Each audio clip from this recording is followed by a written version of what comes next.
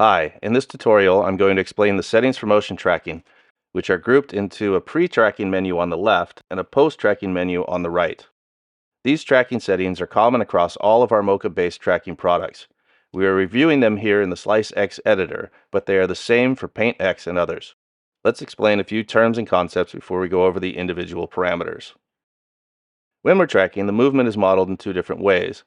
When we choose to track in Translate Scale Rotate mode, the tracker is solving for the X and Y position,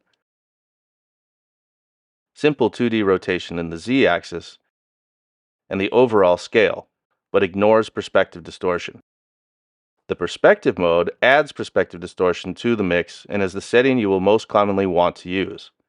The benefit of tracking in perspective is that when you want to track an extreme rotation or movement, you'll better follow the motion of individual shapes and textures within the tracking area.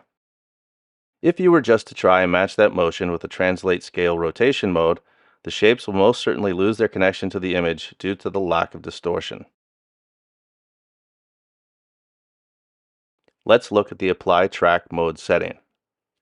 Choosing Position Only means that the tracked layer will only move in X and Y and ignore rotation and distortion. This is good for callouts, such as when we might want a text label to track an object's position but stay flat and the same size on screen with no rotation or scaling. Setting Apply Track to Perspective mode will treat the motion as if applied to a 2D plane viewed in 3D space. It will effectively warp the shape mask with 4 corner points to better map to 3D surfaces. To reiterate, tracking model and Apply Track mode should be set to perspective in most cases, with the exceptions being text callouts and some specific effects. So now let's track this sword using a detailed shape mask. As mentioned, we will use the perspective tracking model and set Apply Track As to perspective mode as well, and then we can track it. We can see after tracking that it's working quite well. There is a tiny bit of slipping which we could fix by adding a couple of shape keyframes to tweak the points in the mask over time, but we will save that for another tutorial. Let's have a look at some additional options to see other ways that we could have approached it. If you are tracking a very small shape, sometimes there simply isn't enough information to get a good track from the shape itself. In this case, we can change the track shape oversize property, which will expand the tracking area outside the shape mask. This ensures that the tracker will have more details to use for calculating the motion without affecting the way the clip is masked. We can also change the track shape overlay opacity to give us a clearer view of the underlying pixels.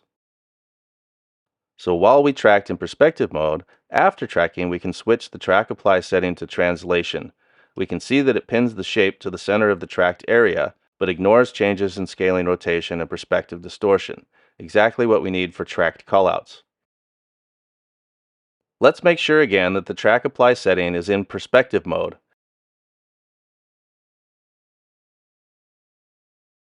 and then have a look at the track smoothing parameter.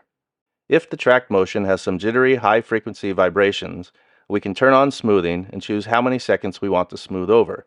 In this case, the results were already smooth.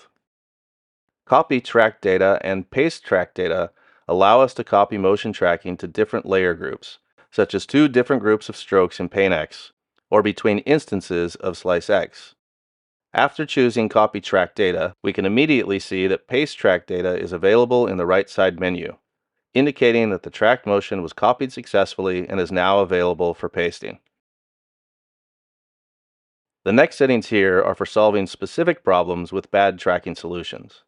For example, if a track fails halfway through, generally you want to stop the track, move the playhead to the last good frame, and then use the Delete Track Data Forward function to clear the unusable tracked motion. We can then try other approaches to create the second part of the track by changing the shape somewhat or choosing a completely different area of the image. The details of this will be covered in a separate tutorial. We can also just delete track data at the current frame via the menu or using the hotkey Q. This is useful if we only have a couple of bad frames that we need to delete. Delete track data backwards, as we would expect, deletes the tracked motion before the current frame, and delete all track data clears the entire track. The yellow tick mark here indicates that there is valid track data at that frame. If I delete the track data forward, you'll see that the yellow line here indicates the track data is on this part of the clip only, and that the track motion is clear where there is no line or tick mark. I can undo that using the menu or Command Z and get the track data back again. So that's the basic overview of the tracking menu parameters. We will publish additional tutorials demonstrating in detail how to use these functions to solve difficult problems, such as dealing with shots where the subject you're tracking goes behind other objects or needs to be tracked out of frame. Please go to coremelt.com/downloads to get your free trials.